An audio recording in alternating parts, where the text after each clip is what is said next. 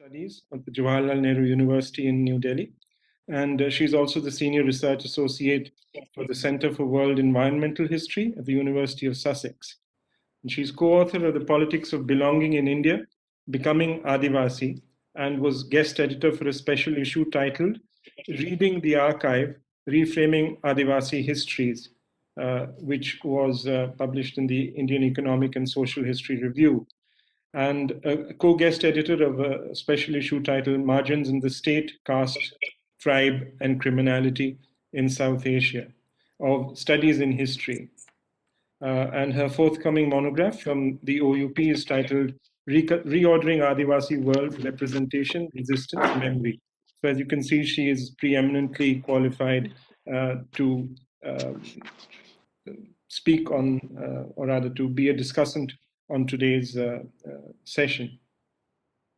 Professor Dasgupta has also been the Agatha Harrison Memorial Fellow at St. Antony's College at Oxford, the Asa Briggs Visiting Fellow at the University of Sussex, and Visiting Fellow at the Fondation Maison des Sciences de l'Homme in Paris.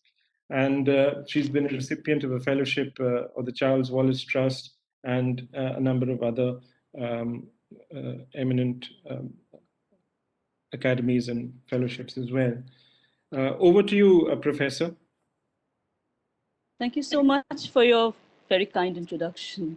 I'm indeed delighted to be here, and I'm honored actually to be able to introduce Professor Peter Stanley of UNSW Canberra.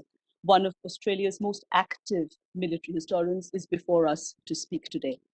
The author of about 40 books, it's an extremely impressive CV that he has. Professor Stanley was formerly the principal historian of the Australian War Memorial, in which he specialized in Australian military history. Subsequently, since joining UNSW as research professor in 2013, he has returned to the military history of British India, a field in which he completed his PhD, published in 1998 as White Mutiny, British Military Culture in India, 1825 to 75. He has more recently published, several works, so I won't really go into it. What I'll move on to is the monograph that I, at least as Adivasi studies historian, I'm really looking forward to. Hul Hul, the Santal Rebellion, which will be published by Hurst Company, London, later in 2021. He is, of course, presently writing yet another monograph, John Company's Armies, the Military Forces of British India, 1824 to 1857. Today, he is going to be speaking on a theme which is very significant for those of us who are doing Adivasi histories, because this is something that one has not really thought of before. And so I'm really looking forward to a very fascinating presentation. The title of the paper today is Unknown Battles in Lower Bengal, the Santal Rebellion 1855. Over to you then, Professor Stanley. Well, thank you, Professor Dasgupta. And of course, my PowerPoint started halfway through. There we go, there's the beginning of it. Thank you for that very kind introduction. Can I say I'm very glad to be here, partly to meet people whom I know and like very much, but also to meet new friends. So that's a pleasure for this evening. Can I also acknowledge Rana China's part in supporting military history in India, and I'm very pleased to be supporting the Centre for Armed Forces Historical Research.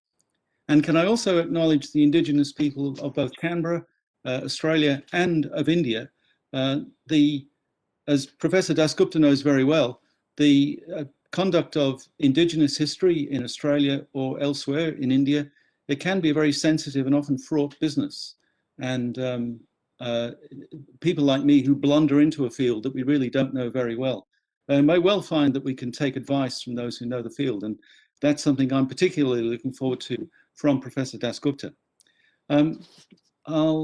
You can see that the title of the book is slightly changed. It's now called Hul Hul, the Suppression of the Santal Rebellion, because one of my readers pointed out that actually it wasn't really about the whole rebellion, because all I had was the British sources, and So we agreed, and I'd already thought that I should call it the suppression of the Santal Rebellion.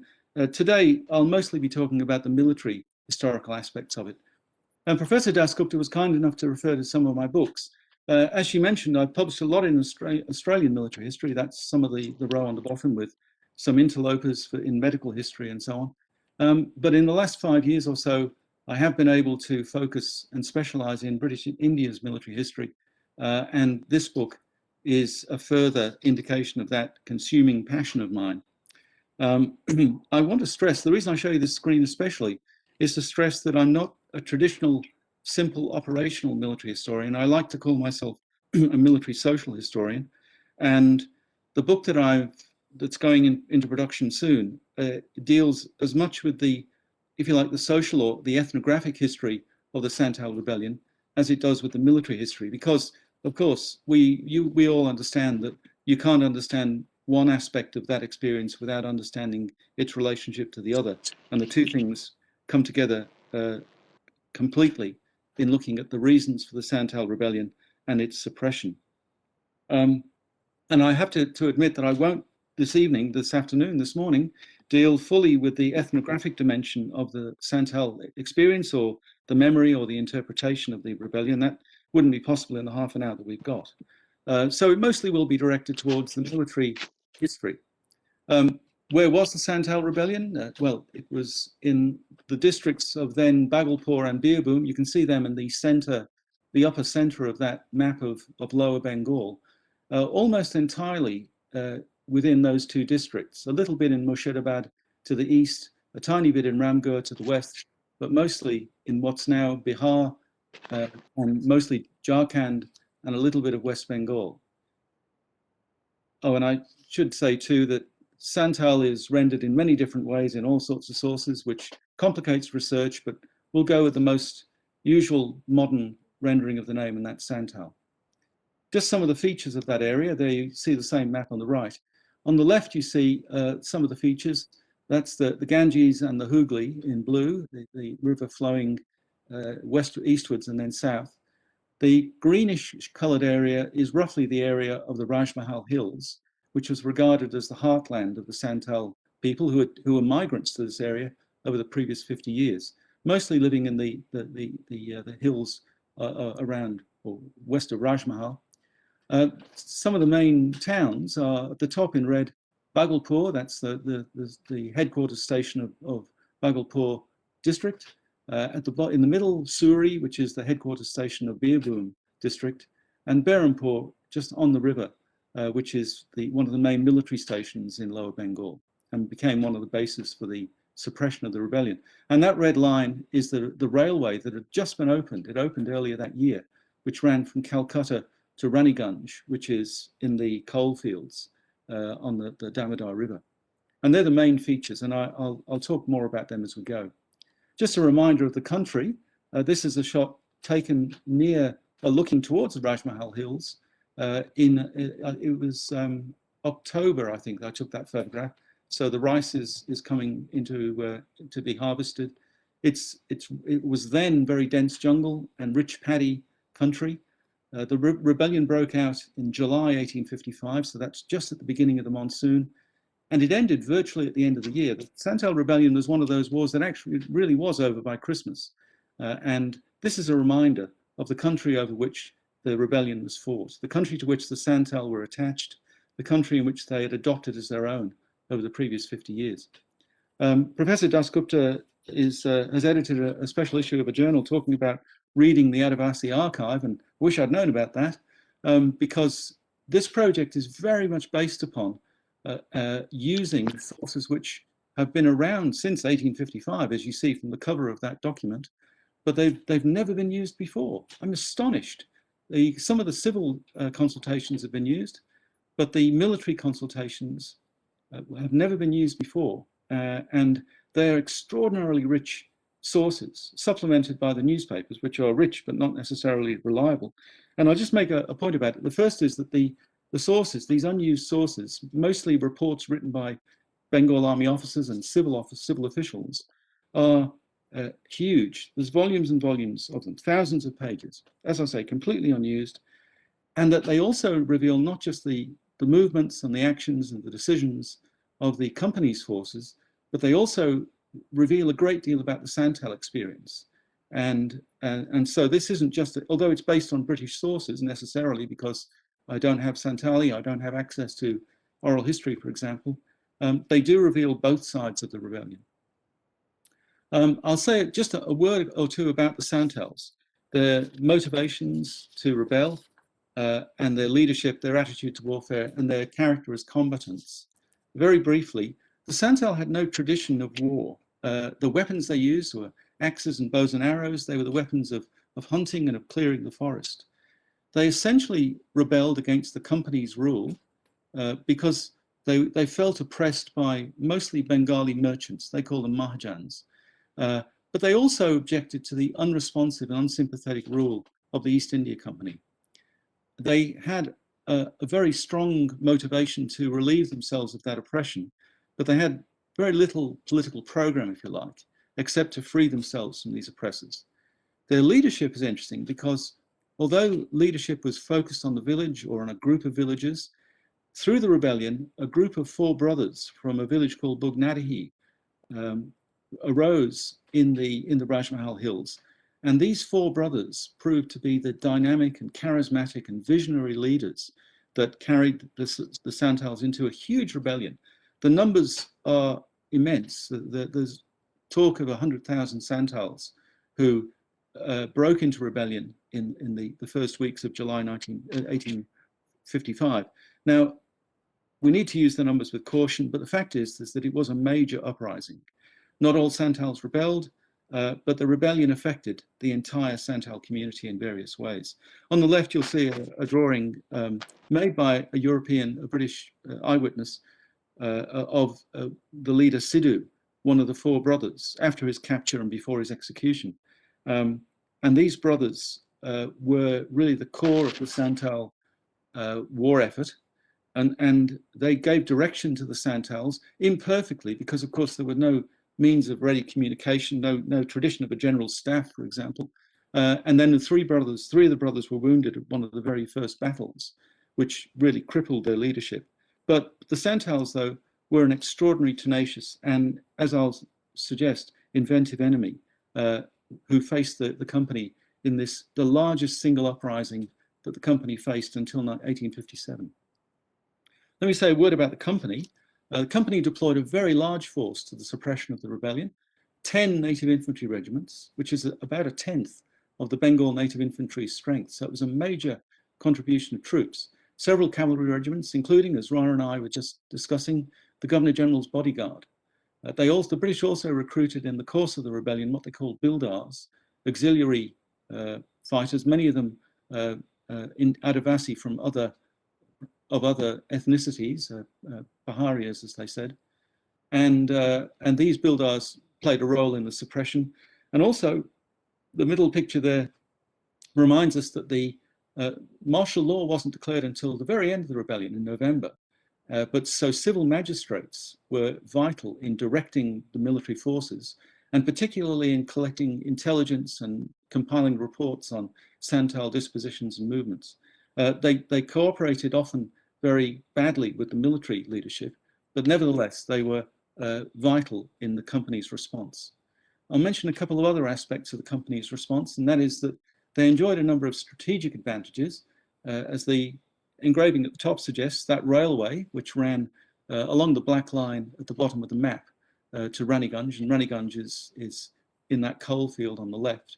The company also had the massive advantage of, it had river steamers steaming up the Hooghly and along the Ganges, able to move troops, supplies, and communications very rapidly.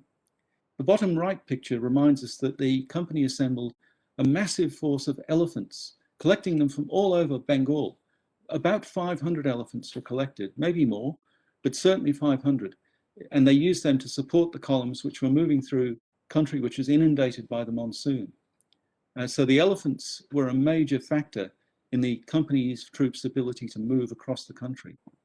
The company also used electric telegraph to communicate between Calcutta and the various cantonments, which was an innovation in communication which enabled them to act more quickly than otherwise. And there was a reasonably unified command among the company's forces, both the civil officials and the military officers, although there were differences between them. There was a long-standing dispute right through the rebellion about whether and when martial law should be declared. And in that, the different factions took different views. I won't go into the detail. Let me very quickly talk about the end of the rebellion, as I understand it. After about a month of panic, the European forces gradually mobilized. In fact, the Bengal army mobilized very quickly. It moved south from Bhagalpur. It moved north from Calcutta to Suri and into Birbhum, and they sent troops west from Berhampur. So there were 3 points of the company's action. The company's forces, these 10, in the end, by the end, 10 native infantry regiments, launched what they called duas or dowers. I don't know how to pronounce it. You might be able to advise me, which were basically what a later generation would call search and destroy operations. And there's one at the top left, engraved by the same eyewitness, Walter Sherwell, a military surveyor, which shows troops moving through a valley, burning the villages, impounding the crops and the animals, and attempting to destroy the economic and social basis of the rebellion. The monsoon intervened, and the British soon realized, the company's forces realized that they couldn't operate very well in monsoon. So General Lloyd, the commander who was appointed to command the entire operation in August, tried to shut down the whole thing, but his commanders on the spot, the captains and the majors and even the colonels in the field, didn't think that they could just sit down and wait for the rain to stop. So they continued to send troops out. So there's this long-running anti-guerrilla campaign run by the company, and the Santels, for their part, roamed around the area, the disturbed areas, as they said, looting Bengali villages and attempting to maintain their rebellion, all the time moving roughly southwards and westwards. By the end of the rebellion, about 10,000 Santels had died. Relatively few of them, perhaps 2,000, in armed conflicts, battles and skirmishes. Most of them died of disease and starvation. And indeed, I think the rebellion really collapsed. It wasn't suppressed by military force so much as that it collapsed from within, because the Santels, while they were rebelling, they weren't growing crops. They couldn't seize enough from their Bengali neighbors. And eventually they paid the price in literally the deaths of thousands of people. So by the end of 1855, as you can see from the bottom engraving, Santels were being captured, taken into custody, and were held in prisons where many of them died from disease. Now, what I want to do this evening is not so much talk about the rebellion as a whole, but knowing that the USI has a particular interest in the military history of India, I want to talk about 6 of the battles. They're not very big battles, but they're important because, as I suggest, nobody has really looked at them before. So I want to show you 6 battle plans and talk about them and what they reveal of the rebellion. There's a map of the disturbed districts with the little bow and arrow symbols to show the location of the fights I can identify, and the little flame symbols to show where areas were devastated by Santels who were rampaging into their neighbours' country. And you can see the extent of it. I won't talk about all of them. I've identified about 30 odd battles or fights. But I will talk about those ones on the left there. And I'll start with Moheshpur. At the 2 weeks after the outbreak of excuse the crudity of my graphics, but I wanted to make it completely crystal clear, and I hope this does. The company troops are in red blocks, although some of the fields are red as well, which makes things confusing. And the Santels are in green blocks. Moheshpur is on the border. It's on the river Bansloy, just inside Jharkhand, what today Jharkhand. The company's troops, the 7th Bengal Native Infantry, advanced from Berhampur on a march, an extraordinary march through the monsoon inundated country. Heard from the civil officials that there was a large collection of Santels at a village called Moheshpur, and 200 sepoys of the 7th Bengal Native Infantry rode on elephants through the night. At dawn, they got to Moheshpur, they dismounted from the elephants, they formed lines, they advanced against the Santels, fired at them. Santal stood their ground for a while, and 3 of the 4 brothers stood in front of the Santals. The leaders were always prepared to put their lives on the line. Sidhu and Kanu tried to say to the troops, this is our country, stay away, we don't want to fight you, we just want to be left alone. And of course, the troops didn't understand that. They were ordered to fire. The three of the brothers were wounded quite badly. And the Santals, after resisting these volleys for a while, fled through the village to the north and were pursued by the troops and cut down and killed as they tried to get across the river. Now, most of the Santals got away, but about 200 or so Santals were killed.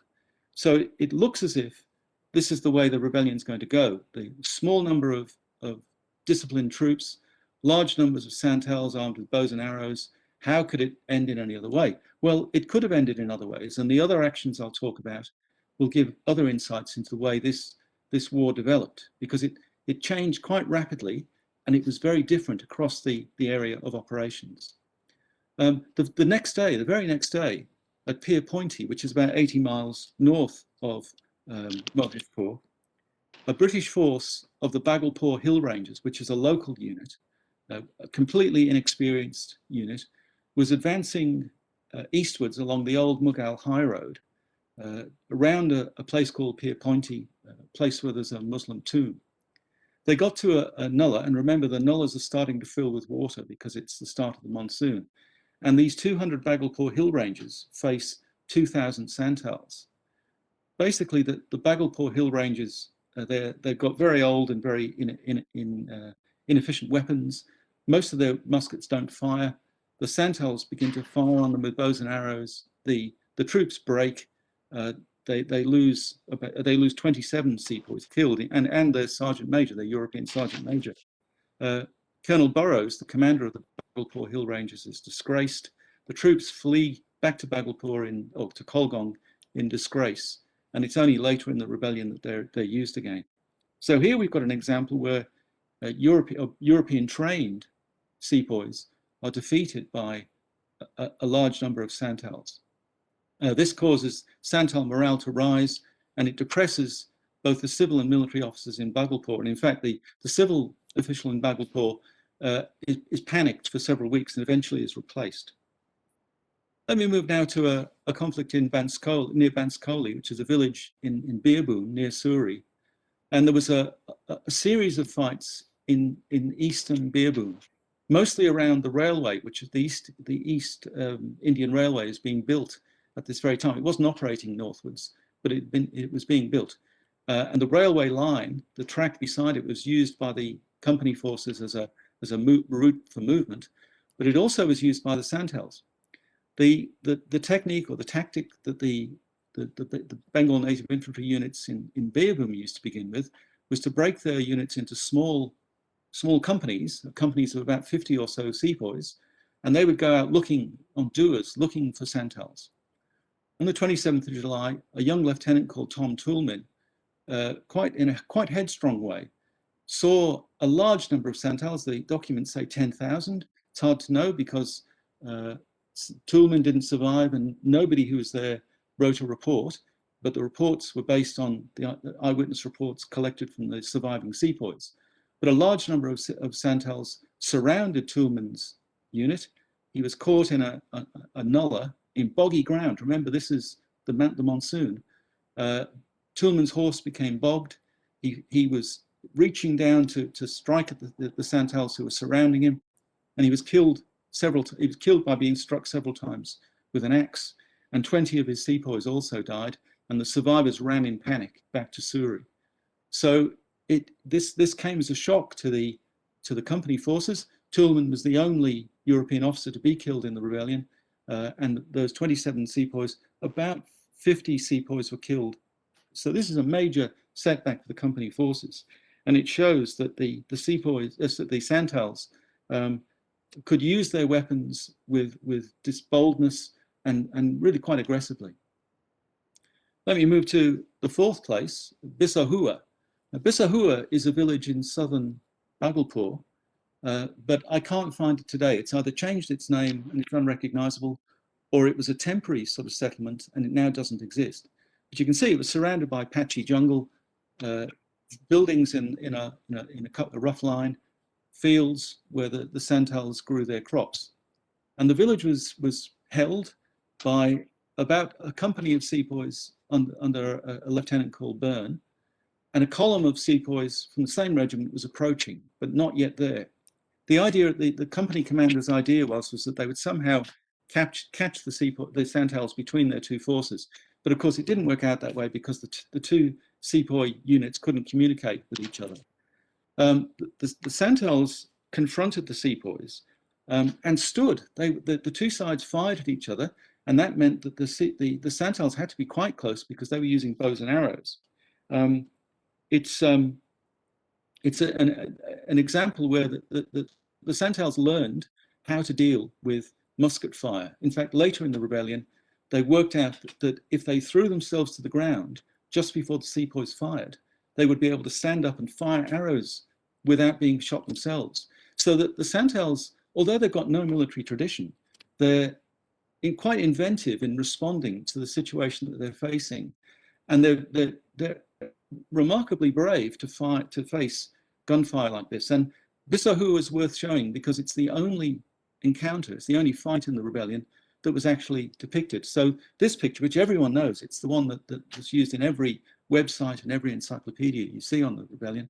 This is a picture of Bissahua drawn by Walter Sherwell, the military surveyor, later engraved and published in the Illustrated London News. So that's something of what Bissahua must have been like. And you can see Santals are being killed, being shot, but they're also standing their ground against those troops firing a volley. Can I move to another encounter, quite a large encounter, at a place called Kumrabad, which is in, I can't remember which district it's in, but it's in Jharkhand today. It's on the Moor River. It's now, the bottom quarter of the left-hand quarter of the screen is now occupied by a huge reservoir. But Kumrabad then was on the banks of a river, and now it's on the banks of a reservoir. Kumrabad's interesting because it was regarded by both sides as being vital. As the rebellion developed, the company forces knew they had to extend their control over areas where the Santals were at large. And the Santals knew that they had to resist that. And so there's a contest that went on around this area for some weeks. And for 10 days, Lieutenant Fuchs, who's of the 50th Bengal Native Infantry, has 500 troops of 3 regiments virtually besieged by 5,000 Santals. And the siege goes on for about 10 days, or the encounters go on for about 10 days, and the siege goes on for 5 days. And eventually, Fuchs is relieved. There's a relief column sent in. So it's quite a dramatic encounter. And it shows again that the Santals aren't just, they are moving around the country very rapidly. They are able to use mobility. They understand the forest. They're very lightly equipped. They're burdened by the need to carry their food with them, but they're still able to move much more quickly than the sepoys. And here, they're virtually inventing siege warfare. They don't capture the place, but this fight goes on for several days. And also, it's notable that the sepoys, the native infantry, British officers and the sepoys are beginning to understand how to fight in this environment. So Fuchs sends out patrols from Kumrabad to find out where the Santals are. They're not content just to sit there and wait for the Santals to appear. Equally, the Santals are taking the initiative as well. So that the conflict becomes much more complex as it goes on. And it also illuminates, one last point, the importance of the junior British leaders, that Fuchs is a lieutenant. He's actually promoted to captain in the course of the siege, but he's a relatively young man.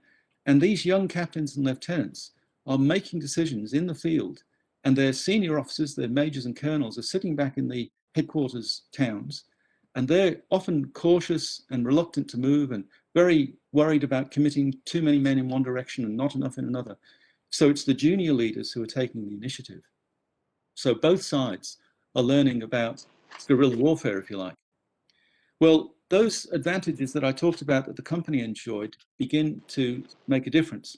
As the rebellion goes on, the Santals become weaker with the capture or the death of their leaders, and they lost many leaders in the rebellion, partly because their leaders were inclined to go to the front and show that they were leading their people. so that the Santal morale and cohesion and physical strength declines. They become sicker and weaker. And the sepoys learn, the British officers and the sepoys learn how to use the resources they have, and they get more resources. So they not only now use parties of sepoys, but they've got groups or companies of Bildars, those auxiliaries, able to move and to find the Santals and attack them, to take the war to them. They also increase hugely the force of cavalry. So the Governor General's bodyguard is joined by 3 cavalry regiments, the 2nd and the 11th Irregular Cavalry, and the Ramgor Irregular Horse. And the British officers realized that they can use the mobility of the cavalry, now that the country is drying out at the end of the monsoon, to outflank and get behind the Santals and to terrify them, because who would stand being charged by cavalry? The British also introduce rockets, which are complete failures, but there's a young lieutenant called Bodham who commands the rocket troops, and they occasionally fire rockets at long distance at the Santals without any effect, but spectacularly. And it's a sign again that the young officers are developing techniques as the rebellion continues. Well, as I said earlier, the rebellion appears to end with what's known as General Lloyd's drive. I think the rebellion really collapses, but the final act of the rebellion is that in November and December, the British authorities, the company authorities, do 2 things. One is they declare martial law, and that gives the troops the freedom to do what they like, or rather, it legitimizes the fact that they've been doing what they like. And it also they also released this plan that General Lloyd has developed, which is to launch a drive.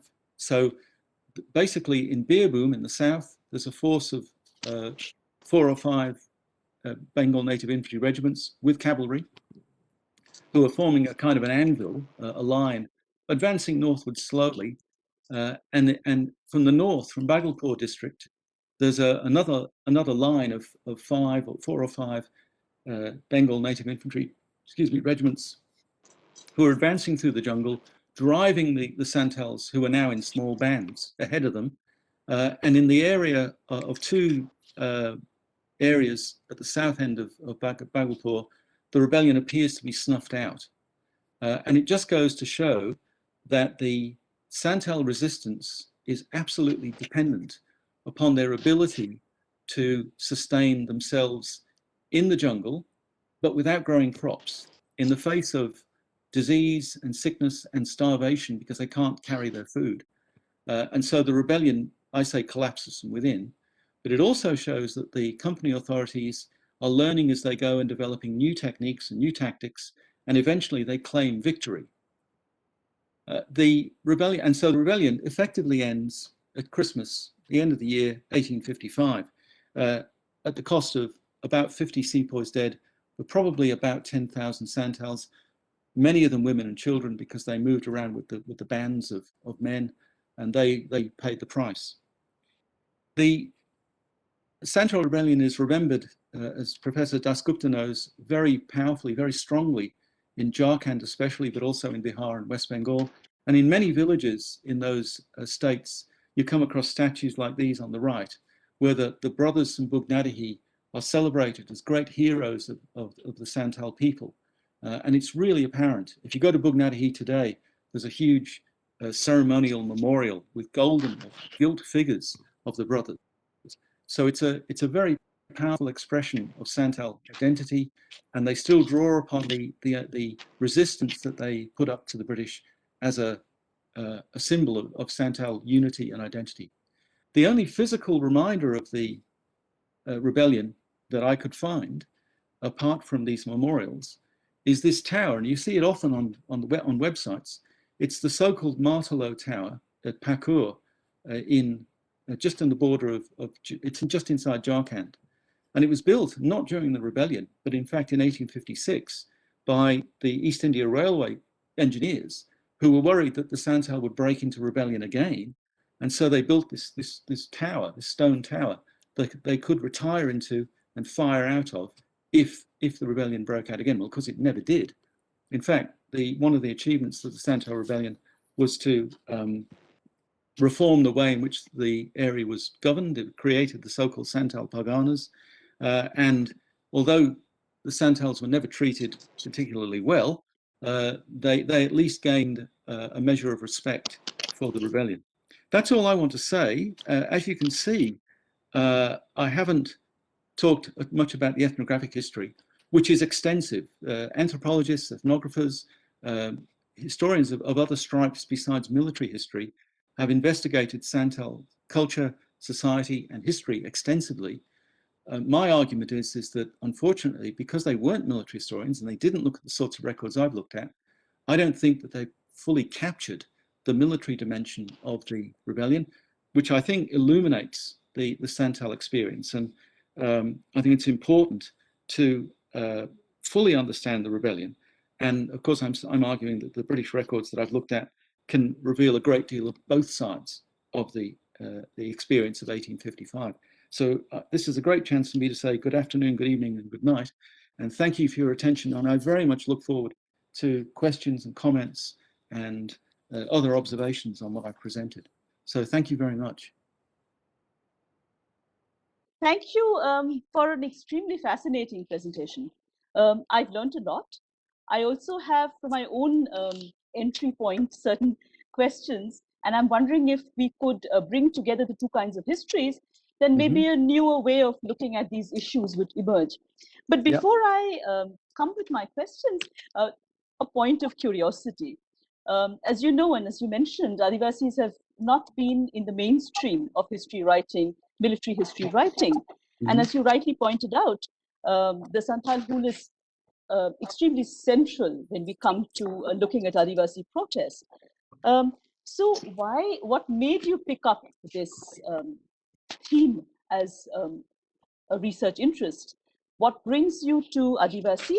And do you find that in your general understanding of strategy, military history, looking at Adivasis brings in a newer dimension, newer questions? And in case it does bring in newer questions, what kinds of questions do you think looking at this kind of history would alert us to?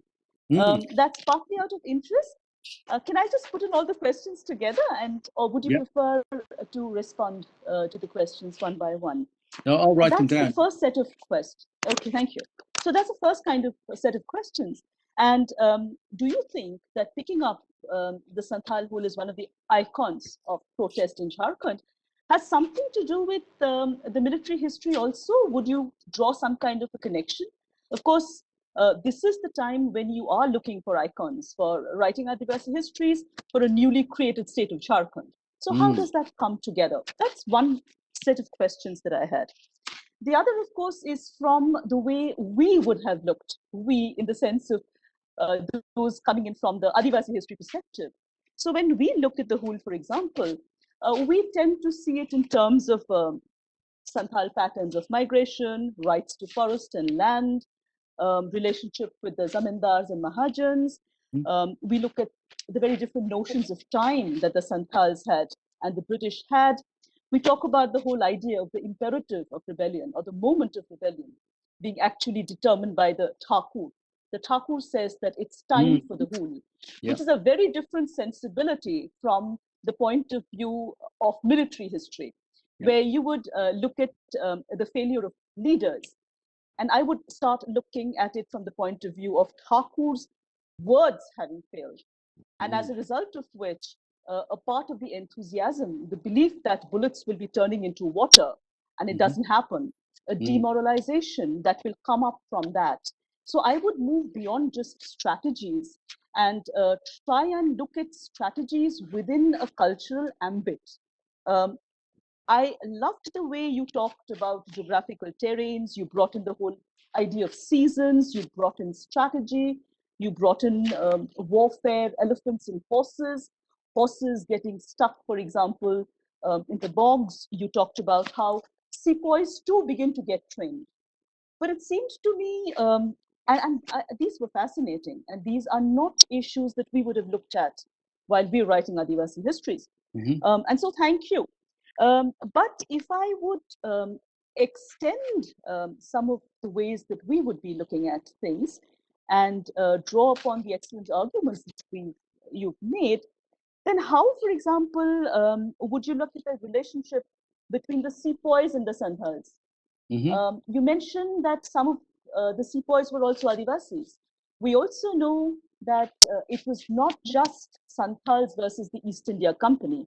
There were other groups in the locality who also had different relationships with the Santals, and they were also joining. So it's a story which is perhaps more complicated than just a story of the Santals versus the East India Company. So how would that also get reflected? So that's the second set of questions and concerns that I would have. The third would emanate directly from your paper, which is you've talked about the differences between, say, the civil magistrates and the military officials.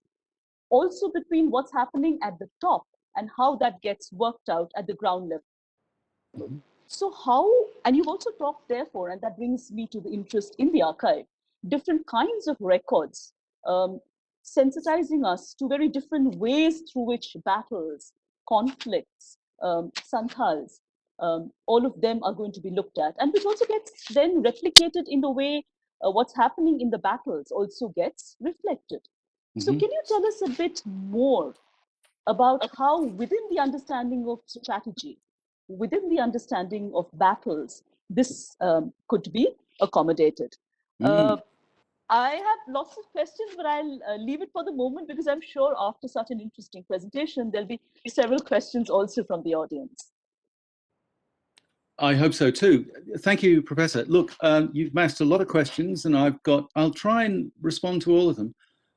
How did I come to look at the Santal Rebellion? I'm interested in the British Indian Army in the period before the 1857 Mutiny Rebellion. And I noticed that the Santal Rebellion was almost invisible in that history, and then realized after a day in the British Library that it need not be invisible. It was just that nobody had bothered to look. And so I started to look.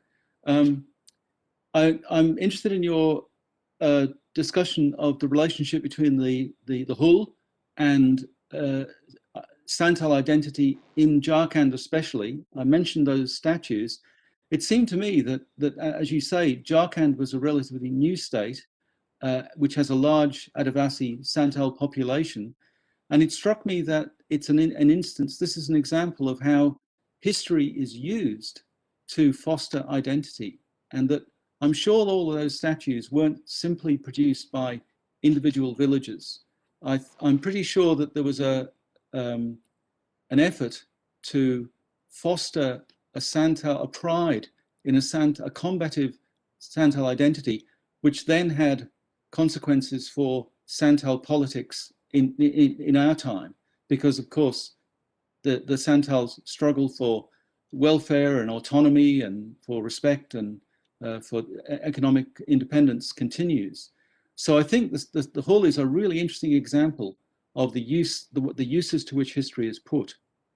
You mentioned the importance of religion, of the words of the Thakur as interpreted by the brothers of Bugnadihi. In this presentation, I've really emphasized the military historical aspects because of the host. But let me reassure you that in the book, I tried to, as much as I could, without the specialist understanding that an ethnographic historian would bring, to recognize just how important the Santal concept of the Thakur, the supreme being, was, the role that it played in, as you say, sparking the rebellion. And there's a big argument about whether or not the idea of the Thakur was used to justify a rebellion, or whether it truly was a sort of messianic movement in which the brothers believed that they were interpreting divine words. And you also pointed to the importance of the relations between the Santal rebels, as they were called, and the other people of the district, not just the zamindars and the rajas, as they were called, those who owned the land and who controlled the economy, in which the Santals had such a bad deal and which they strove against, but also the other inhabitants, because as you said, that it wasn't just Santals rebelling. The officials noted very clearly when they interrogated prisoners, they realized they didn't just have Santals in their prisons. They had what they called lower caste Hindus, and Bengalis who saw an advantage to join the rebels. And one thing I didn't mention is that the Grand Trunk Road, which basically runs parallel to the railway from the, you can see it on the left-hand map, there was a large force of British infantry and cavalry, company infantry and cavalry, posted along the road because the company didn't want the Santals breaking out of the Santal company and getting into Chota Nagpur and spreading what they saw as the contagion of rebellion. So I think it really underlines not just the actual importance, but also the symbolic importance of the Hull, the Santal Rebellion, in that it shows the fragility of British rule, that the authorities, and you can see this in what they write to each other, are very, very worried that rebellion doesn't spread. You know, they think it's a kind of a pandemic. They think you can catch rebellion, and the way to quarantine it is to physically stop Santals moving southwards and westwards, so that it's the ethnic dimension of the rebellion is very complicated. Can I mention briefly relations between sepoys and Santals? This is one of the most frustrating aspects of it, because virtually all of the evidence, not exactly all, but virtually all, comes from the writings of British civilians or military officers. And so sometimes they will report in newspapers conversations that they overhear between Santals, captured Santals, and sepoys. And those conversations don't reflect very well on the sepoys. The sepoys were regarded as being brutal towards these rebels. But there's very little evidence to go on. The relationship between the Santals and the other hill peoples, the Terriers, who are also members of the Bhagalpur Hill Rangers, it's so tantalizing that there's so little to go on.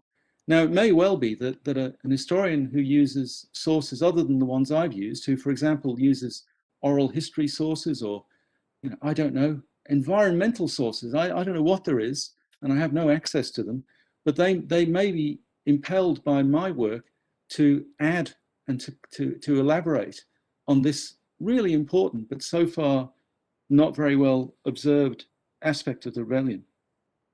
And the evidence again, back to the evidence, your final question, that's a really important point, because not all of the evidence is official records. There was a strong tradition in British India of what were called private letters, and people would write officials might write officially, and their official report is in the civil consultations, but they might also write privately to a colleague or a friend or a family member, and that letter might end up in the newspapers. So the newspapers are completely indiscreet at publishing and in fact leaking official papers all over the place. So it's not just a matter that the officials are running this campaign without scrutiny. In fact, the whole of British Bengal is scrutinizing what they're doing, and they're literally reading minutes that were written in Fort William discussing official policy at the highest level within days of those minutes being written. So official and unofficial India leaks like a sieve. And that's what gives it its interest and the value of the evidence that I've looked at. And that's probably all I should say for now, because I'm sure there are lots more questions. But I'm happy to pick up anything. Yeah. Thank you so much. I was hoping to ask a question about the parallels between this irregular conflict and those which were beginning to occur around the same time along the frontiers, especially the northwest, but also the northeast. Was the army able to call on any expertise in irregular conflict during the rebellion? Did the rebellion help to produce that kind of expertise after the event? So that's one of the questions which we have. Other questions from the participants? If somebody would raise their hand, then Shefali could unmute you. Yes, Shefali, if you could just, or if you could unmute yourself and ask the question, please. Colonel Sen. Yeah, I was talking and you came in between that time. Sorry for jumping the gun that time. So Peter, thank you very much for doing this research. I belong to that area, as I said, and I understand the terrain and I understand the tribe as well. Though, although I am not from that background of history and anthropology, but subsequently later part of the time I did that kind of research with Naga insurgency and authored a book on the subject. Okay, firstly, congratulations on this, on picking up this topic. What are your primary and secondary sources? Because many of the times I tried to find out from the Dunga Gadgetiers. Of course, and for 4-2M library, whatever were available, but not much were available to the regarding the whole. Okay, so that was one. And secondly, why do you think that despite the Santals have numerical superiority, terrain advantage, they could live off the land and yet continue for days together?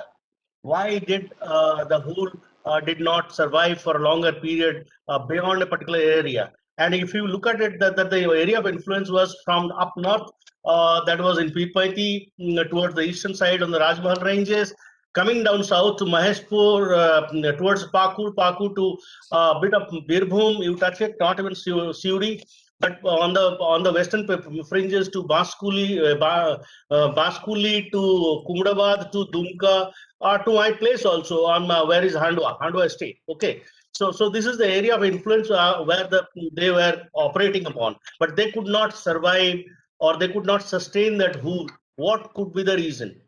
Against a numerically very inferior Bengal native infantry. Thank you. Can I answer those three questions now? Please, Professor Stanley. Can I pick up the question of somebody asked about where the expertise came from. Now, I'm no expert on the northeast frontier at all, so I won't say anything about that. What I will say is that I asked myself the same question: how could these officers have gained expertise? What doctrine did they draw on? What experience did they have? And I came to the view that there were one of the purposes of the Bengal army, the company's army, was to suppress civil unrest. And in fact, the army was used against, I've forgotten the exact figures, but it's something like 100 insurrections in the previous 50 years. So the army has a great deal of experience in putting down resistance to company rule. In relation to the Santal Rebellion, in 1831-32, I think, there was a rebellion amongst what the British called the Coles, who were another Adivasi people in Nagpur. And it took them about 3 months to put down a much smaller rebellion among the Coles. And there's a terrific book written about the Cole Rebellion, the only one by a man called Jar. It's well worth getting, because what it shows is that many of the techniques that the Bengal Army used in 1855, they had already used in 1830. And in fact, at least 2 of the regiments that were involved in the suppression of the Santal Hul had also been involved in the suppression of the Cole Rebellion. And so many of the same officers and men would have had experience. So that there was a great deal of transfer of experience. I mean, these regiments, they'd fought in the Anglo-Sikh Wars, of course, they fought in Afghanistan, they'd fought in, some of them had fought in Burma. But their expertise was against formed military armies. The counterinsurgency experience, though, was all sort of informal, that the Bengal Army had no counterinsurgency doctrine, but there was a great deal of informal expertise throughout its officers. Can I turn to Colonel Dr. Sen's questions? The sources. The sources are mostly in manuscript. Those documents exist in the British Library in London, but they also exist in the National Archives of India in New Delhi. So, and then they're used by all sorts of people. I'm not saying that nobody ever uses the military consultations, but they're enormous. That each of the volumes is about that big, that thick. They're huge. And although people use them to say, look at family history or particular aspects of British Indian military history, nobody had ever used them to look at the conduct of the whole, because the British Indian Army, you won't be surprised to learn, was a very bureaucratic army, and it wrote almost everything down somewhere. So that the primary sources are abundant, but they're not very well available, because you've either got to go to the British Library or you've got to go to New Delhi. And as you know, if you've used the National Archives of India, It's not an easy archive to use, but it is available. The secondary sources are actually pretty huge, because as Professor Dasgupta knows, there's a massive literature written by anthropologists and ethnographers and missionaries and government officials, and it's all the sorts of area that she's an expert in. So it explains to people like me Santal religion, because the primary sources don't tell me anything about Santal culture. But if you connect the primary sources with the secondary sources, you begin to understand the relationship, as I say, between the events of the Hull and the reasons for it, and the people who fought it on both sides, because the British have a culture as well. Only I understand that a great deal better than I understand the Santal culture. And can I respond to your point about how come it failed? Why didn't they live off the country? One of the things about the Hull is that it clearly wasn't planned very deliberately. It broke out right on the start of the monsoon. So they made life difficult for themselves, if you like, by going to war at a time when the country was the hardest to get across. The Santals didn't like crossing rivers either, for example. The rivers were high. They didn't like to cross rivers. They couldn't swim, I don't think. They also abandoned their fields. They should have been planting their crops when they went off to rebel. So it wasn't a rational decision. And it wasn't planned, I don't think, by any sort of Santal council. There wasn't, although there are reports of groups of Santal leaders meeting to make decisions. Actually, it wasn't a carefully planned matter at all. And for example, Santal villages were described at the time as being noticeably clean. They didn't have dung everywhere. They were very clean. Well, when the Santals started to move around the country, bringing their families and their animals and trying to transport their food with them, they would camp in huge numbers. Santal villages were very small, but they would camp in huge numbers, say on the banks of a river, and surprise, surprise, the river would become fouled and they would catch diseases that they would never have caught in their native villages. So the reason I think that the Santal Hull failed was partly because it was an impulse. It was a reaction to oppression. It wasn't a carefully thought out strategy of resistance. Does that explain? Yeah. Back to you, Professor. Do we have any other questions that are there? Thank you so much. Yes. Is there another question? Dr. Stanley, can you hear me? Is that Colonel Sandeep Saini? Yes, Hello, Dr. hello. Stanley. Hi, how are you? So pleased to speak to you. Hello, I'm so pleased to speak to. We've corresponded recently. Please corresponding. ask a question. I was asking, we're aware of this famous conflict which happened in North America between, the American Confederacy and the Apaches, and, we all know about it. Yep. What do you find different? I mean, of course, there are so many differences apart from technology, the weaponry, the organization, and everything. But there was also this coal rebellion a few years preceding to the Santal Rebellion in India. And there was this Mopla rebellion later on in South India. So do you find any running parallels? I mean, I also get a feeling that the whole Boer War, the British Boer War in South Africa, though fought on a very different template, and it was almost like Europeans fighting each other. But don't you think there might be some parallels in terms of an armed modernistic society trying to sort of infringe on a more traditional, more tribalistic, more nature-oriented society, and the results that come out? I just wanted to ask that. Yeah. No. Thank you, Sandy. Can I just come in on this and push the question slightly further, if I may, taking the privilege of chairing the session? Yep.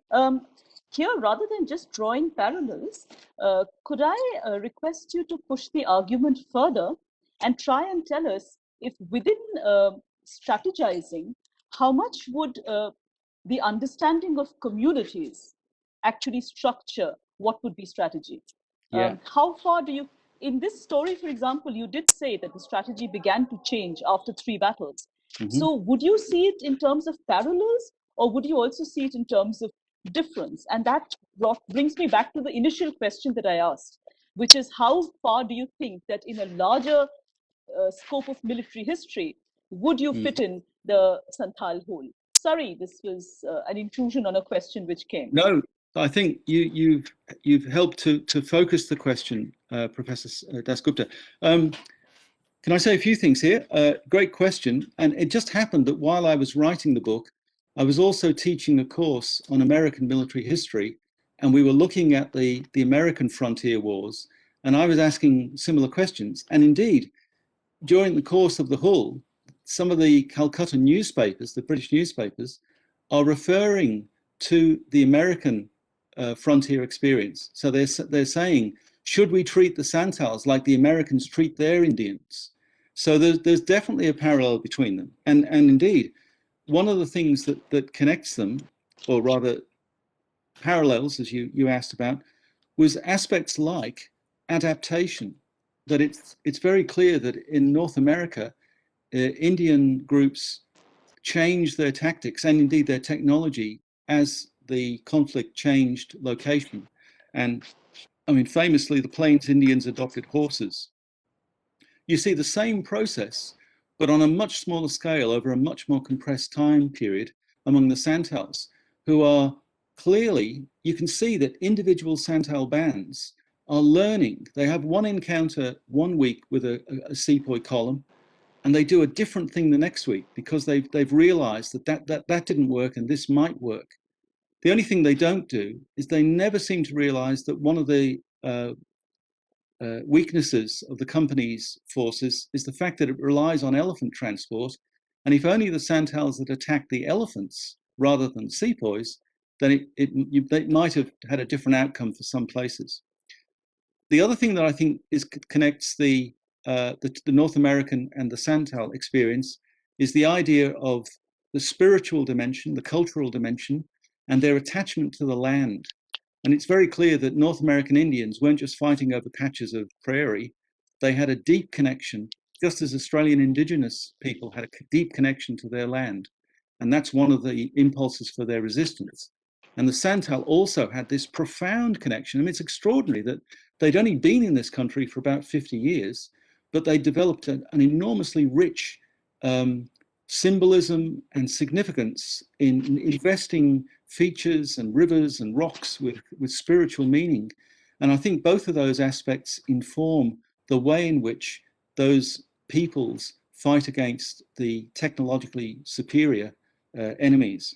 Now, understanding of structure, I'm not sure, Professor Dasgupta, whether you mean their understanding or our understanding. It's really important to realize that the British officer who did those engravings or did the drawings on which the engravings were based had been in the Santal country as a surveyor for about 10 years. And he spoke Santali, he'd lived in the villages, he knew the people, he knew the places. And I'm pretty sure it gave him a profound pain to then have to advise British officers, company officers, to conduct war against the people whom he clearly liked. But it meant, though, that the British were operating with at least a degree of cultural understanding, that they were able to, they made lots of stupid mistakes. I mean, company officers kept talking about ringleaders. They assumed that a rebellion must have a ringleader, not really understanding, if you like, the decentralized nature of Santal leadership.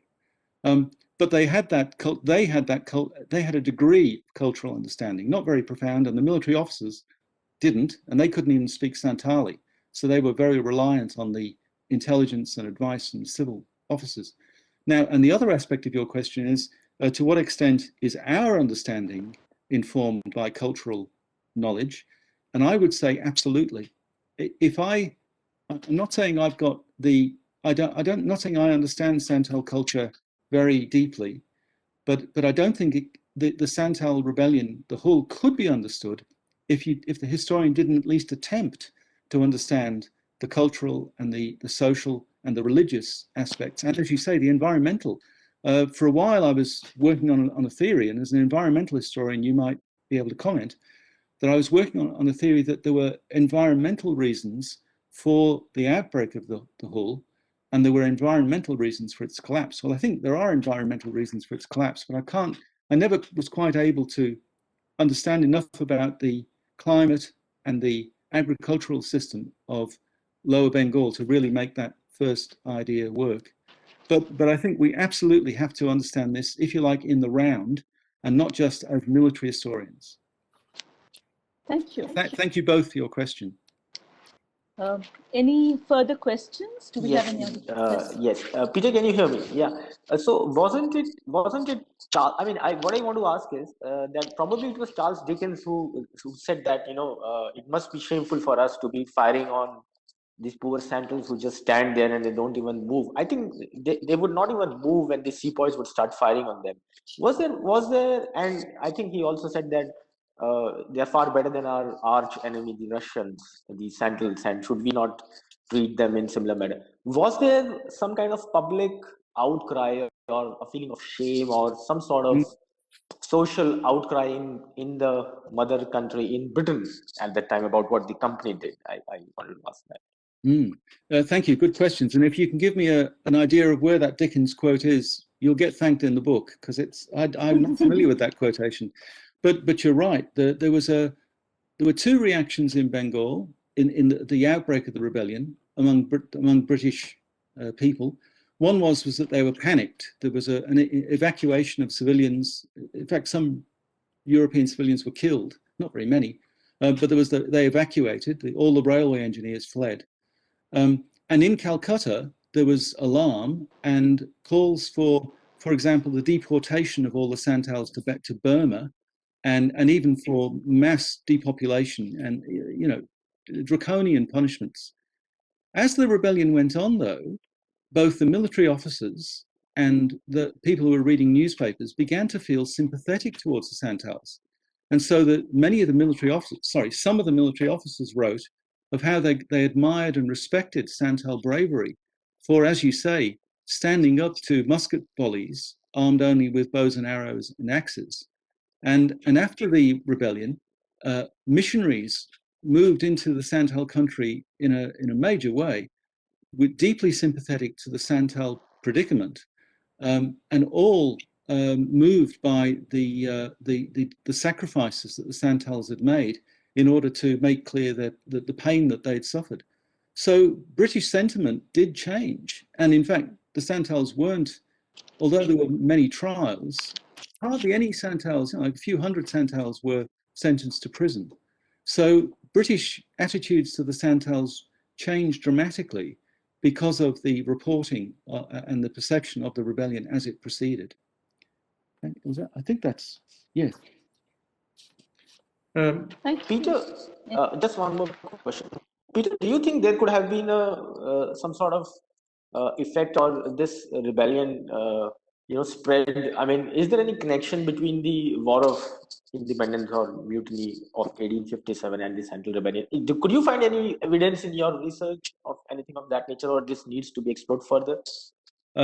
I think I can answer that very shortly, Sandeep, and say no, I don't think there is. In fact, the British tried to recruit Santals to fight the rebels.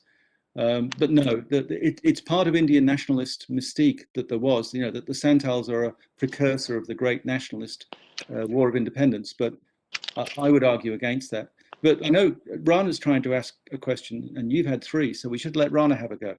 It's his seminar. May I, Professor Dasgupta, please? Yes, please. Yes, please, of course. Thank you, Peter. As usual, a fascinating talk. Just a couple of points. The question about the lessons learned or the expertise in irregular conflict was from Gavin, by the way. Okay. So he says he had to go somewhere, so he just asked the question.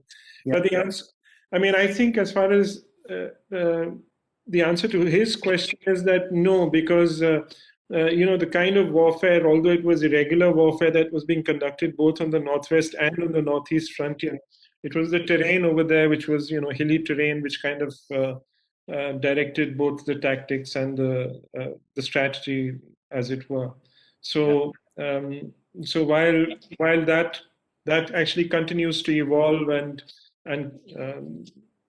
persist till, you know, till the end of the Raj, I really don't think there were any lessons or expertise insofar as the Santal rebellion was concerned. The you made the point, or you asked a question about the door. Now, a door is actually an Urdu, or I'm not sure if it's Persian, but it's definitely an Urdu word. It can mean two things.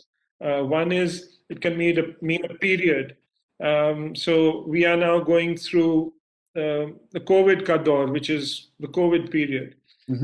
The other meaning, and I think that's the meaning which it's used in your consultations, is a door can mean a circuit. For instance, when a collector goes on a tour of his collectorate, he's out on a door. So similarly, when it's very similar to what on the Northwest frontier, the frontier scouts, etc., we used to call a gasht, but a gasht was more of a patrol, whereas this is so they're kind of making a circuit of wherever they are carrying out their operations from.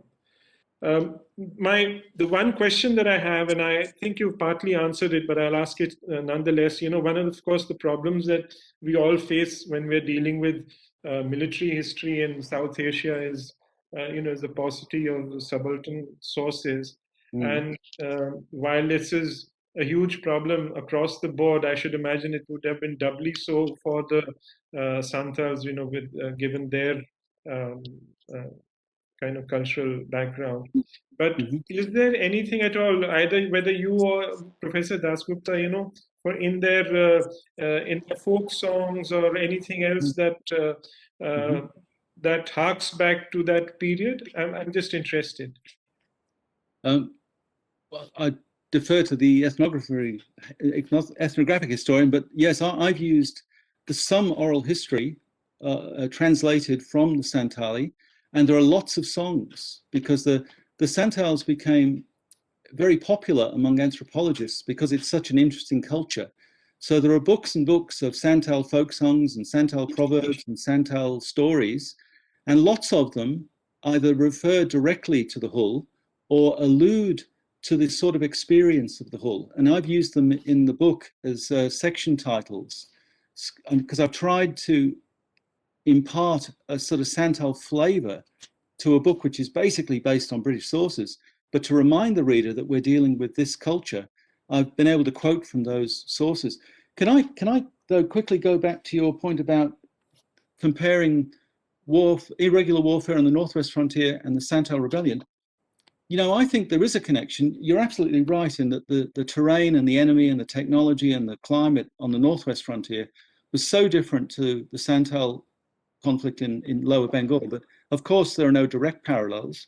But let me give you a small example of what I would regard as the challenges of irregular warfare, both on the Northwest frontier and in the Santal Rebellion, allowed those junior officers to exercise initiative. And so, although there's no direct connection, the example of Lieutenant Henry Norman springs to mind. Henry Norman was an officer of the 31st Bengal Native Infantry. And he was in the Kohat campaign in 1850 and performed very well. In fact, partly he performed very well because Sir Charles Napier, the commander-in-chief, was present, and he knew that if he performed well, Napier would think well of him. And sure enough, he did, and he was promoted. But Norman went back to he became a staff officer, but Norman went back to his regiment for the Santal Rebellion because the 31st Bengal Native Infantry was sent into the Santal country in about August or September. And Henry Norman also displayed those qualities of initiative and leadership and intelligent analysis of the situation. And really, I suppose what it shows is that good officers will come to the fore regardless of the situation they're in. I mean, lots of officers failed. They didn't understand what the war they were in, but Henry Norman did. And he's an example of, I think, the sort of officer who would probably flourish in any army at any time because he was smart and clever and lucky. So that there is a kind of a connection, but it's a pretty weak one. And I very much agree with your point that expertise gained in one theatre isn't always transferable to another. Peter, thank you very much indeed. That was absolutely fascinating. Could I ask two very quick questions? The first is, obviously you've given us, or you were only able to give us a very small snapshot of the encounters that the company's army and the Santel sort of fought. But did the Santels, given their grievance was largely against the company, did they actually take the fight to them, or did they sit and wait, you know, in the villages, trying to dominate the local people, waiting to fend off the patrols that were sent out to deal with them? And if I may, my second is that, of course, throughout the 19th century, the British Army relied very heavily on the, well, firstly, significantly underestimated the enemy on most occasions, but relied on the fact that if you turned up in sort of very smart scarlet tunics with a musket or rifle, the opposition would very quickly fade away or throw their hands up. But And just as charge soon as through. you met a Santali, or dare I say a Zulu, who was actually not going to run away, and in fact may give you a real stuffing and then pick up your rifle and shoot you with it, then the whole sort of situation, you know, was very, very different. So was there evidence that the Santalis, oh, well, sorry, the company's army really underestimated and didn't understand what they were up against? And was there evidence the Santalis thought, hey, these rifles are a pretty good thing to have. We'll have a few of these. Thank you. Thank you. Clive, they're terrific questions. The first one about did the Santals take the fight to the company is really important, because to the Santals, the enemy wasn't the company. I mean, they were annoyed that the commissioner in Bhagalpur and the agent in the Rajmahal Hills didn't pay any attention to their grievances, but they didn't see, and there's a persistent story that they wanted to march on Calcutta and present Lord Dalhousie, the Governor General, with a petition, but I can't see that really happened. But the point was that the real enemy to the Santals were the Mahajans, the merchants, the moneylenders, the landlords, the Rajas, the Zamindars, who were daily oppressing them for real. And they did take the fight to them. So in fact, when in the first weeks of the rebellion, when it was clearly under the control of the brothers from Bugnarihi, they marched very deliberately. The first big town they took was Pakur, where that Martello Tower is now. And they besieged and took the Raja's palace, a big building, and they behaved very brutally towards those whom they had been oppressed by. And they got a reputation for brutality. A surprising one, because the common belief among the European community in Bengal before 1855 was that the Santals were a timid and inoffensive and cowardly people who were quite brave at standing up to animals in the jungle, but they had no warlike tradition at all. So that, you know, really they were regarded with some contempt. Well, the British realized that actually the Santals were by no means a contemptible enemy. And this brings us to your second question, because the British certainly did underestimate the Santals to begin with, because they regarded them as timid and so on. And the thing was that because the Santals had no experience of warfare, I would argue that very, very, very few Santals had ever even seen a musket, much less had one go off, much less had one fired at them. And so when you go from a complete ignorance of the effects of a musket fire on you to the point where you're standing firing bows and firing arrows at the people who are shooting at you, well, that suggests that the Santals had, first of all, a very strong cause, a very strong belief in their cause, but it also suggests that they were capable, they did learn war from the beginning, from scratch, very, very quickly.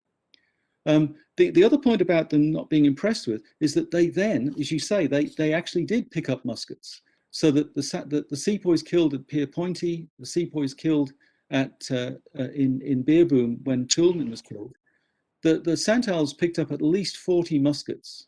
They also took weapons, matchlock muskets, off the Burkendazes, the village constables, and they did use them. So later in the rebellion, there are reports of the Santals using muskets. Now, it doesn't last for very long because they don't have the infrastructure. They run out of ammunition. They can't maintain the weapon. They can't replace the flints, for example. So they don't have a tradition of using weaponry. But the fact was that they, given the opportunity, they did use it.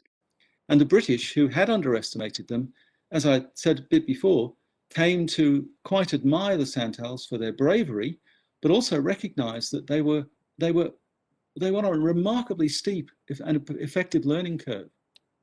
Thanks. Is Doesn't this seem is so, right? one last question, Peter? Peter, is it true? Yes, Did you please, come yes. out? Did you find any evidence? Is it true that the Santals had some kind of a band or a drum, call it their regimental band or something, and as long as the drum would beat, the Santals would keep standing, and the sepoys would start firing volleys after volleys, and they would just. Is it true? Is this true? Sandeep, it is absolutely true that drums are central to Santal warfare as they conducted it. Not that they conducted warfare before 1855, but there are report after report after report in which the British officers write about hearing the drums. And it's quite unnerving because the drums are used maybe as a psychological weapon, and maybe to fire up Santal commitment, but the drums are everywhere in the field. And they're not just used to embolden the Santals. Some witnesses claim that they're used to communicate.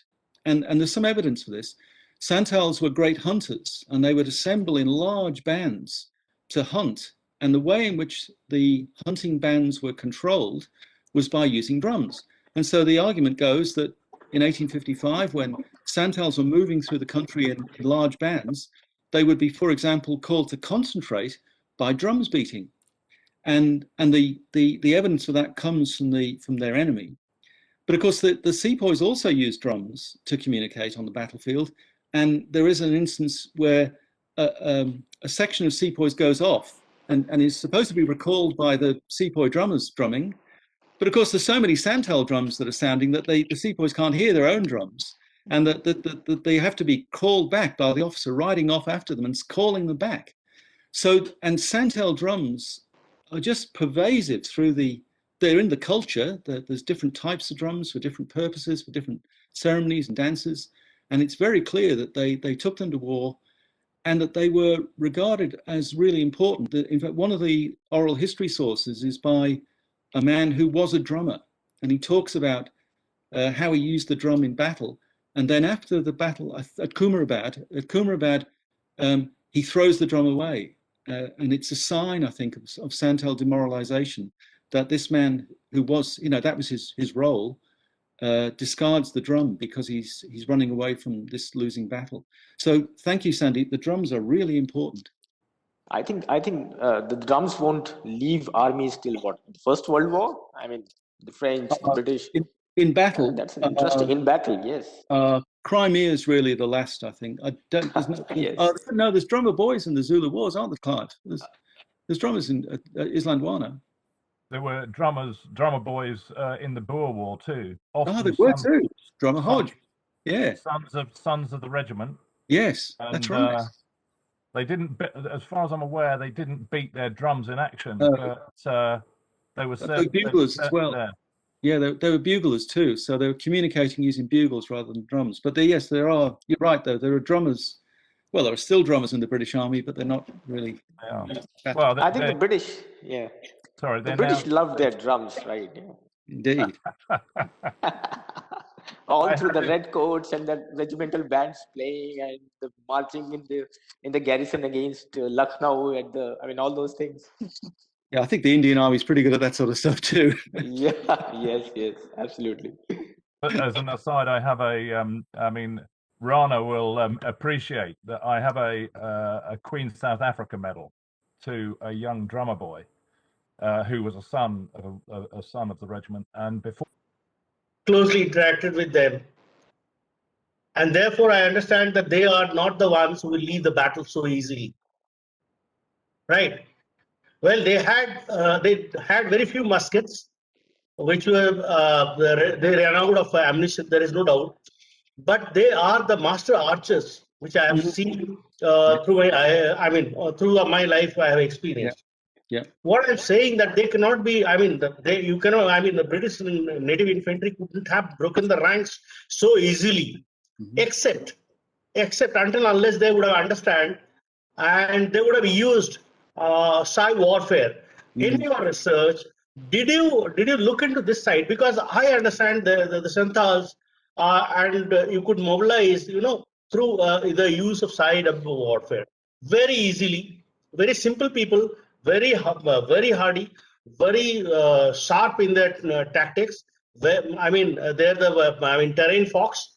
But the only weakness which could break them, as on date, that trait cannot be changed from that tribe as such, if I understand them well, is the cyber warfare. Did they use it, the British?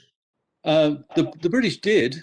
Both sides did. The British issued proclamations, essentially telling the Santals to stop it and go home.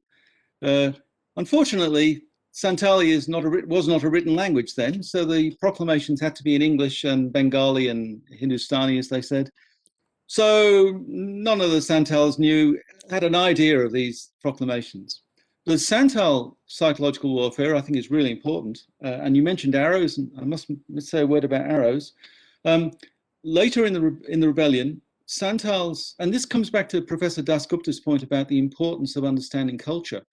There are records of Santals entering a village and burning it, looting it, taking the food, burning the village, and leaving in the ruins of the village a wooden pole with a leather flap on it, possibly painted white. And the British officers wondered about this. They scratched their head and they said, what does this mean? And they worked out that what it meant was that it was a symbol from the Santal leader claiming ownership of that land. It was a symbol of defiance. So, and there's only about 2 or 3 instances of it happening. But the point is that the Santals were trying to communicate with their enemy using their language, their symbolic language. And of course, it didn't frighten the British the British officers in the slightest. I don't think the sepoys were too worried, because the two sides literally didn't share a language they could communicate in, either written, verbal, or symbolic. So like many wars, this war is being carried on by 2 enemies who are partly fighting because they don't understand each other. And yet that understanding does grow to an extent in that the company officers begin to admire and understand the Santals. But it's communication. Psychological warfare depends on communication, and in this case, there was almost no mutual comprehension. Arrows, you mentioned arrows. One of the things the Santals did not do, which the sepoys were really relieved at, was that the Santals used poisoned arrows in hunting, and the sepoys assumed that the Santal arrows would be poisoned, and they were relieved to find that they didn't use poisoned arrows. So again, something that the Santals could have done to inflict fear and dismay on the sepoys, the Santals presumably said, poisoned arrows for animals, non-poisoned arrows for people. And that's, again, we keep coming back to culture, don't we, Professor Dasgupta? Yes, that's what I was thinking also. And stereotypes of how you look at communities. And this whole tradition of a construct of an image of the Santal or of Adivasis, that also keeps playing out in even the kind of questions that are coming. So it's interesting. Yes, very interesting. We're prisoners of our culture. For example, yes, of course, all of us are. Yes, the discussion goes on. So, Colonel Sen, you wanted to say something? I said that, yes, Peter is very right. It is a cultural construct that the Santals will never use poison against a human being. Generally, I mean, if the last 30 years or so, if it has changed, I really don't know. Because I have not interacted much with my own my village and other folks and with them. But this is their cultural construct. They won't use it against unless it is for food. Peter, did the company absorb, or did the company recruit any of the Santals later on in their forces? I mean, the company was very smart at this. Is there any evidence of that? Thanks, Sandy. Yes, there is. During the 1857 Mutiny Rebellion, which occurred only 2 years after the Hull, civil officers in what was now the Santal Parganas said that we can't trust the loyalty of the Bengal sepoy, but we can trust the Santals. And there was a proposal to recruit Santals to the army.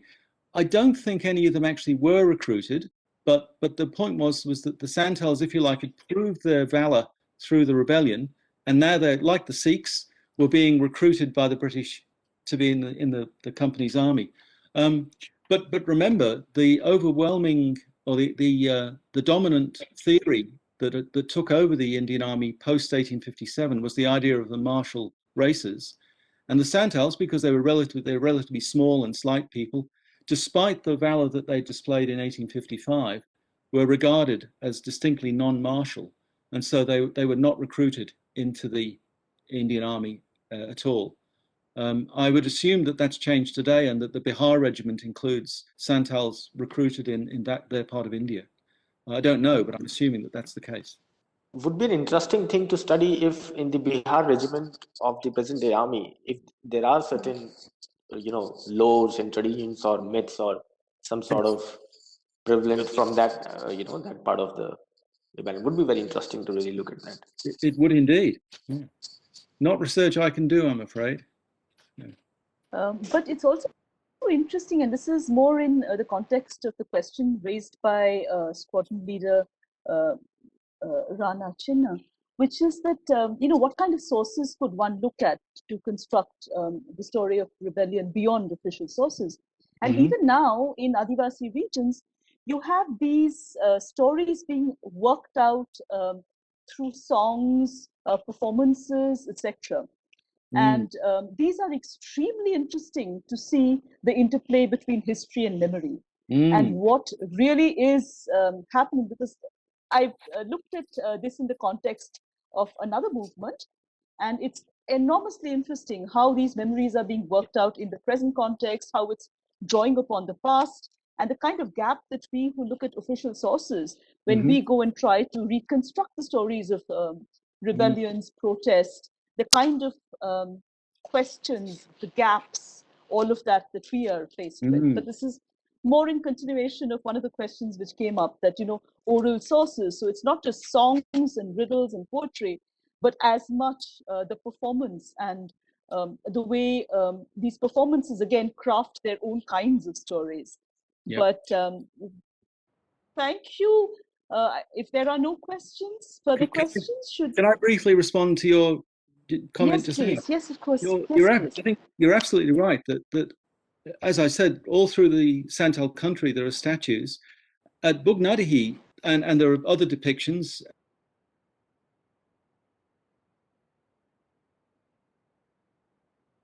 There are murals on the walls outside which depict incidents in the Hull.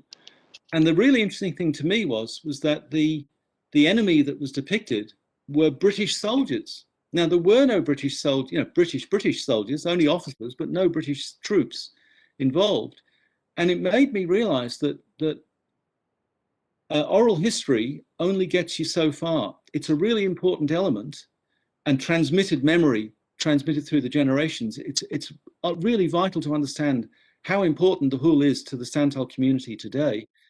But there's a level of knowledge that has been lost from the Santals, because they don't know. I'm sure hardly any Santals understand, for example, the names of some of these battles, the places where they were fought. Maybe the names of places has been transmitted, but what happened there, I don't think has. And so I feel that the sort of work that I'm doing I hope will be translated into Santali one day and taken up and inform a different layer of knowledge among the Santal community. And to me, that's one of the things that this kind of history can do, that we can understand the other and we can inform the other and be informed in turn, which is, and Zoom is a wonderful device for that. Peter, ma'am, just one last thing. There is this book, Dr. Dina Heath of the University of Liverpool is coming out with a book on torture and violence in colonial India. And the cover of the book, she was trying to obtain a photograph taken by. Yes, of course. You aware of that, ma'am? Yes. Yes, please.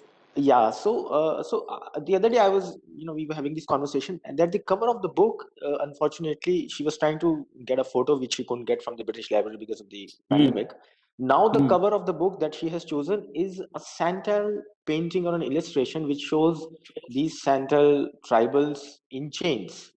Now, I was suggesting to her that, this could be some sort of a memory or a reaction or a legacy of the brutal rebellion. And she was taken up. She said, oh yes, that would be wonderful if we could establish some links, because it clearly could be. That makes a very, very, very, very relevant testimony to what you just said.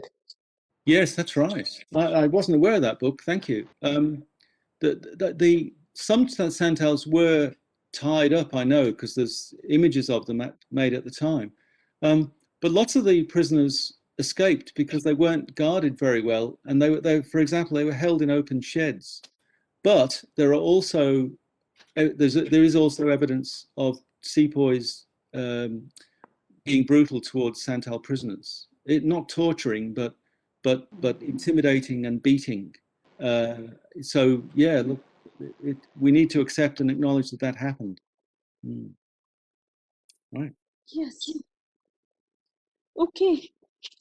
We've really crossed the time for the discussion, but Yes. it's just been so fascinating, and it's just so many different issues being raised that I guess it's okay. The organizers will not mind this. So thank you very, very much for a fascinating presentation. We've had an intensive discussion. Many questions have been raised. All of us have learned enormously from this. So thank you very, very much, Professor Stanley, for your lecture. And may I now request Squadron Leader Rana Chinna to give the concluding remarks, the thank you part of the talk. Thank you.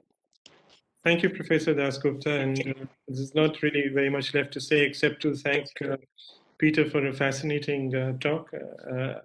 Really enjoyed it and learned a lot, both from you, from Professor Dasgupta, and I think the very interesting questions that were raised.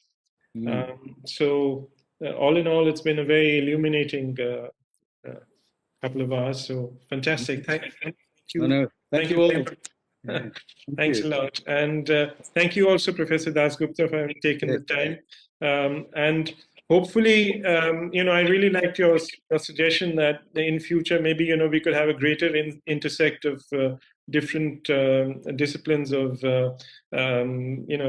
military as well as anthropology and other aspects, which would really, really, they flesh out not just history, but the narrative all in all. So thanks a lot. Thank you very much. And yeah, stay well, everyone.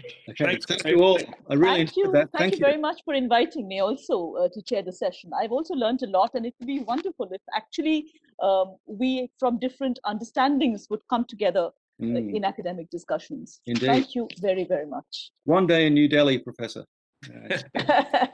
Absolutely. Absolutely. Thank you all very much. I really enjoyed that. Thanks.